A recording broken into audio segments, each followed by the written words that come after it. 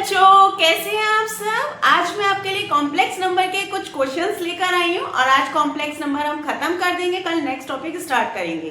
ये PYQs है GIC के लिए विद शॉर्टकट ट्रिक्स। आप देखिएगा, आपको बहुत फायदा मिलेगा इनको करने से। ठीक है, अब हम आगे स्टार्ट करते हैं। सभी देखिए, अगर if z plus 5 less than equal to 2 दिया हुआ है x plus i then greatest value of z plus 2 का मॉड, हमें ये फाइंड करना है।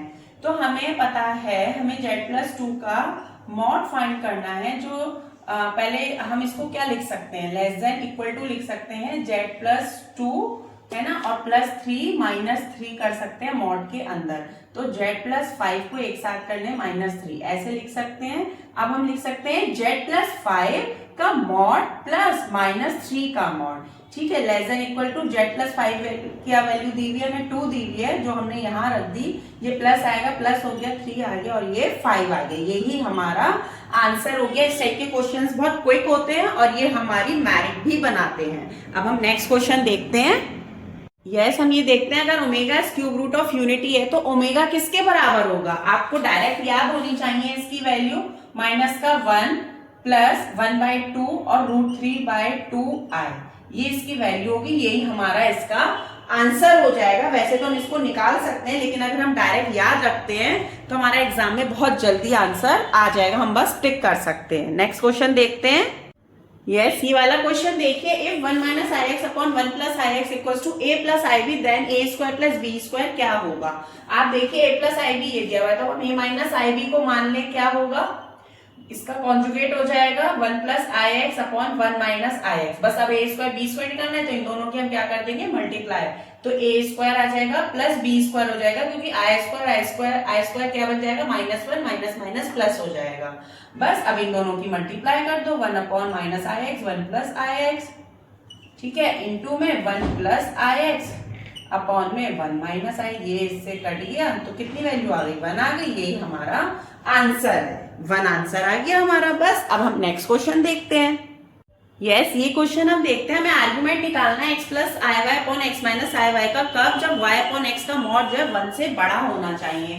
तो हम सभी को एक प्रॉपर्टी पता है आर्गुमेंट की, क्या होती है, आर्ग्यूमेंट z1 अपॉन z2। तो हम क्या लिखते हैं इसको, argument z1 minus argument z2, यही तो लिखते हैं। तो ऐसे यहाँ पे लिखेंगे argument x + iy minus argument x - iy। इस तरीके से हम लिख सकते हैं इसे, argument x + iy x - iy को हम इस तरीके से लिख सकते हैं। हमने लेट कर लिया आर्ग्यूमेंट x + iy को हमने थीटा मान लिया, ठीक है। और इसके लिए क्या आ जाएगा, आर्ग्यूमेंट x - iy के लिए मान लेंगे -थीटा। तो ये कितना आ जाएगा हमारे पास, थीटा माइनस थीटा, इस तरीके से आएगा। तो ये बन गया हम पे 2 थीटा। अब थीटा की जगह मैं क्या रख सकती हूँ, थीटा = हमारा कितना होता है, tan inverse y upon x होता है। ये तो सभी को पता है, आर्ग्यूमेंट की कंडीशन में मॉड होता है ये। तो हम पे आ जाएगा, ये रख दो ऊपर, ये वैल्यू यहाँ पे रख देंगे, तो 2 × tan inverse y upon x हो जाएगा। यही हमारा आंसर होगा। लेकिन यहाँ पे कंडीशन दी है कि जो y अपॉन x है वो 1 से बड़ा होना चाहिए, यानी कि ये 45 डिग्री नहीं है, यानी कि ये फर्स्ट क्वाड्रेंट में नहीं है, ये सेकंड क्वाड्रेंट में है।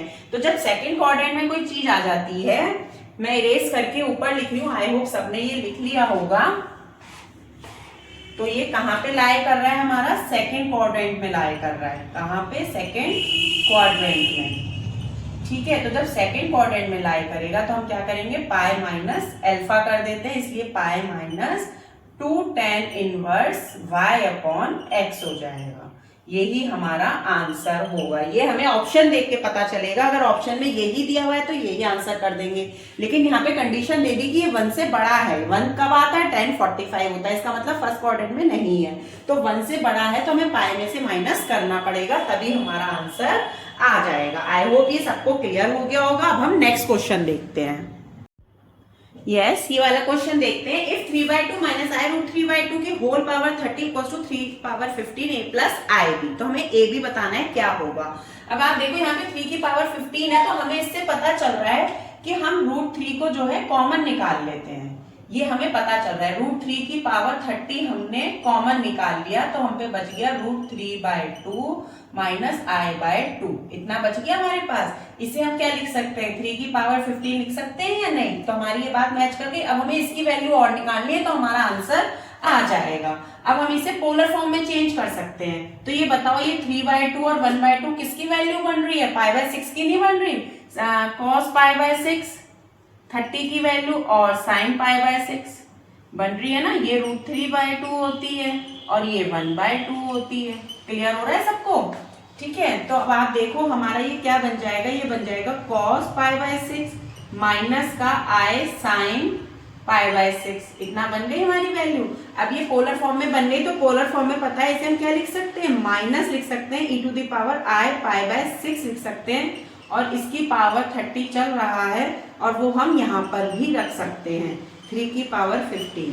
आई होप यहाँ तक सबको क्लियर हो रहा होगा। मैंने ये पोलर फॉर्म में ले लिया, इसको मैं e⁻−i प्लस आई थीटा होता है ना, जब बीच में प्लस आता है, अब यहाँ माइनस है तो e⁻− के आई थीटा होता है, थीटा की जगह क्या है, π/6 है। ठीक है, अब इसके हम मल्टीप्लाई करेंगे तो ये e⁻− के 5πi आ जाएगा। सभी बताएं, आ जाएगा ना, 6 5 30 और 3 की पावर 15 आ जाएगा। तो अब इसे फिर से इस फॉर्म में लिखेंगे, तो हम कैसे लिखेंगे, 3 की पावर 15 cos 5π, ठीक है, माइनस i sin 5π, इतना हम लिखेंगे। अब एक बात बताओ मुझे कि 3 की पावर 15 तो एज इट इज आ जाएगा, cos के उसमें पाई में जितनी भी वैल्यूज होती है -1 आती हैं, तो ये -1 आएगी और ये पाई कितना हो जाएगा, 0। साइन में सारे पाए 0 हो जाते हैं, है ना। तो यानी कि देखो अब ये a और b आ गया हमारा, a और b आ गया। अब आप इससे कंपेयर कर दो, 3 की पावर 15 a प्लस ib, ठीक है, आप इससे कंपेयर कर दो। तो a की वैल्यू कितनी आ गई हमारे पास,